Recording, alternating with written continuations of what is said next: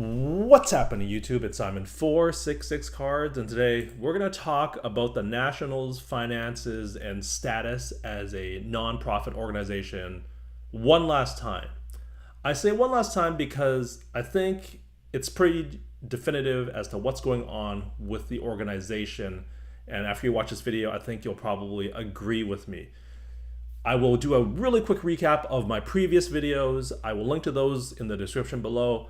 But I'll do a really quick recap in about a minute or two, hopefully, to get you caught up to speed and then bring the new information that has come to light and how it all connects together. So the National obviously is an annual event. It's a show where we showcase a bunch of cards, and it is a non-profit organization. You can see I am on their profile page on the IRS website, and you can see here National Sports Collector Convention.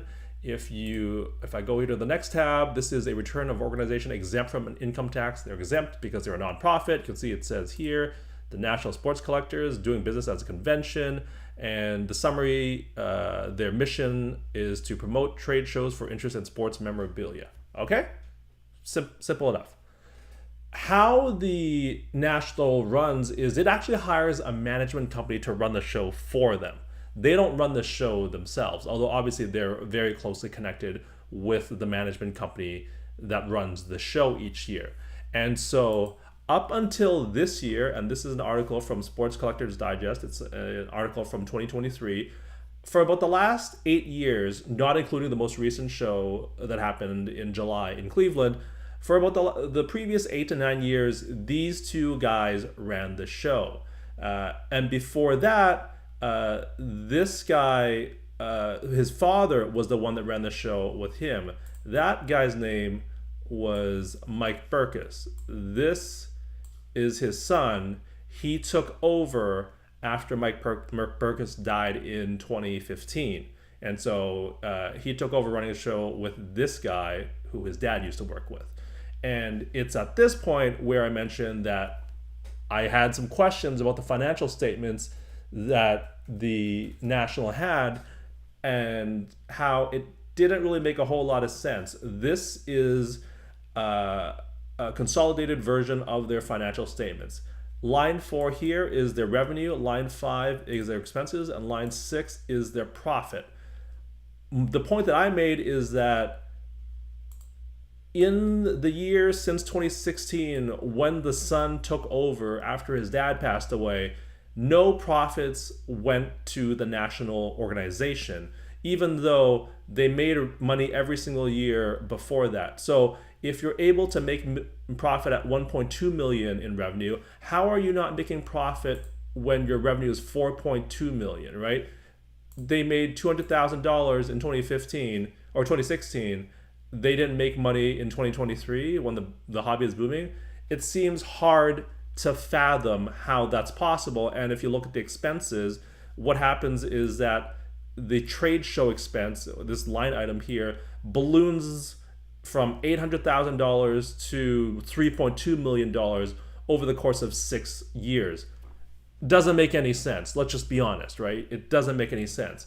And expenses as a percentage of revenue was around the 50% mark. After the son takes over, it goes to being in the 60s, 70s, 88% peaks out at in 2022.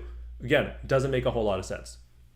So that is the context that I bring the new information to you in, because there seems to be something weird going on here. This nonprofit should be banking more money if they're not supposed to be paying out their profits, right?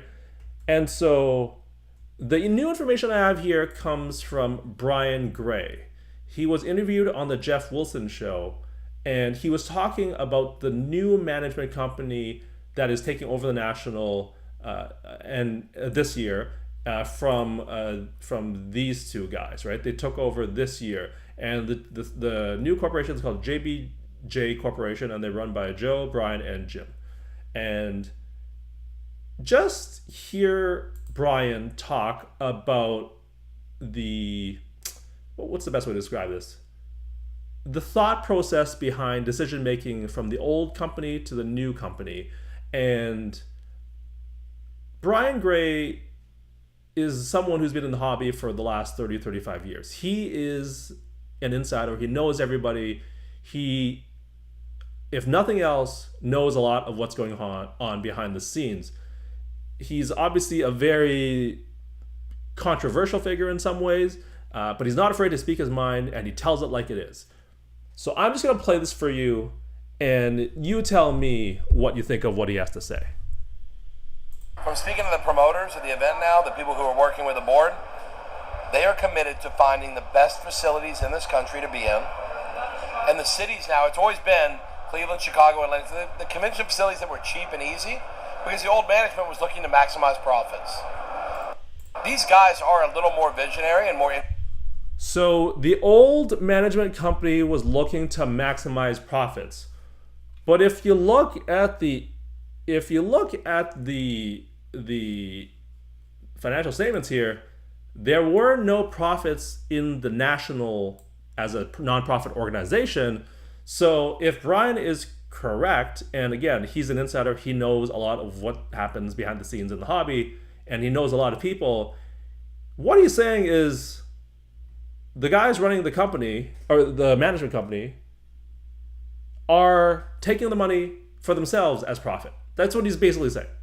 So these guys, according to him, they're looking to maximize the profit for themselves by reducing expenses, and that's how you get stuck in the IX Center. And that's how you get stuck in Atlantic City, right? Like, that's how you get profit that basically nets out to zero, even though you were able to make profit when revenue was a third of what it is now, because they're trying to maximize profit for themselves. That's what Brian is saying here.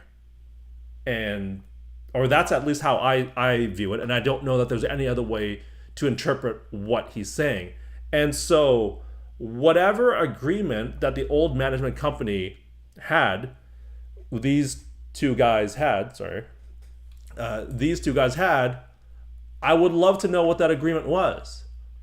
But there's no way to know because it's the National is a black box. And when I say they're a black box, and when I say they're very opaque and not open about what they do, I mean that literally, because a nonprofit or any type of organization should have a list of rules and bylaws that they operate by. And the guys at JBJ Corporation, when they took over the show, they also went on the Jeremy Lee show last year and fielded some questions. These three guys, Joe, Brian, and Jim. And there were some questions that Jeremy asked that I found to be very interesting. And the way that these guys described the answer and the bylaws of the National are also very interesting. So I'm going to play this for you right now. For 43 years, there's bylaws, and there's the National has run a certain way, okay? And you have the management team, and then you have the board of directors, and the board of directors follows the guidelines of the bylaws, and the management team adheres to that as well. But we also have the ability to recommend adjustments and say, we think this should be relooked at. Okay, so according to Joe, there are bylaws at the National, and they run according to those bylaws. Would you like to know what those bylaws are? I sure would. I think that would make a lot of sense to be open and upfront about those bylaws. The National is a nonprofit. What are we hiding? Why would you not be open and honest about what your bylaws are?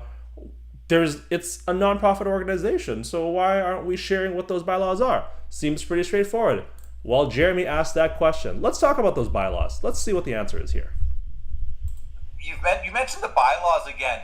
Are these bylaws something that I could go read somewhere? Are these open to the public, or is this a private set of bylaws? It is private. And why is that? Don't know the answer to that. I'd have to get back to you on that. I'm happy to, but it is a private set of bylaws. Okay, well.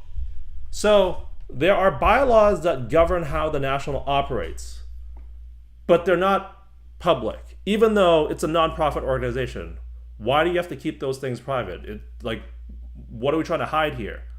Isn't that a strange thing to do or to have for a non-profit organization? I could totally understand it if it was a for-profit corporation, but it's not. Like, why aren't you being upfront and open to the public and to the hobby, to the people in the hobby, with the rules that you govern yourself by?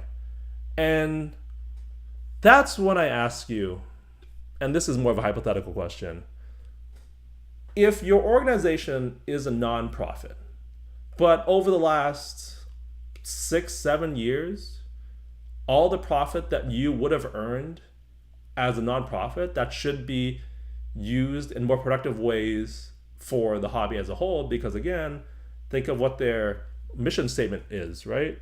It's, according to this, to promote trade shows for interest in sports memorabilia. I don't know that paying two dudes all of the profits from the show is a way to promote interest in sports memorabilia.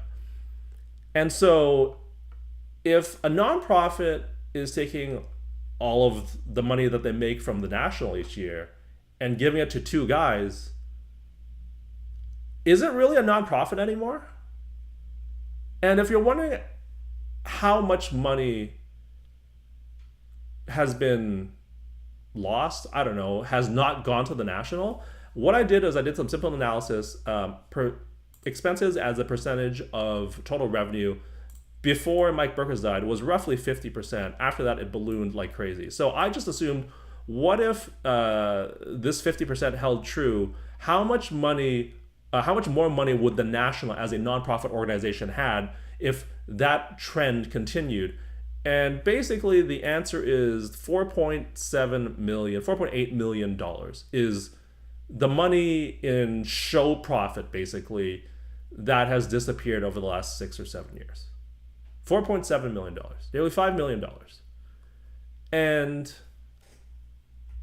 that money could do all sorts of good for making tickets cheaper, making parking cheaper, bringing more cool guests in, making something that's a little bit more fan friendly, bringing new people to the hobby. There's so much you could do with $4.8 million rather than just give it to the management company.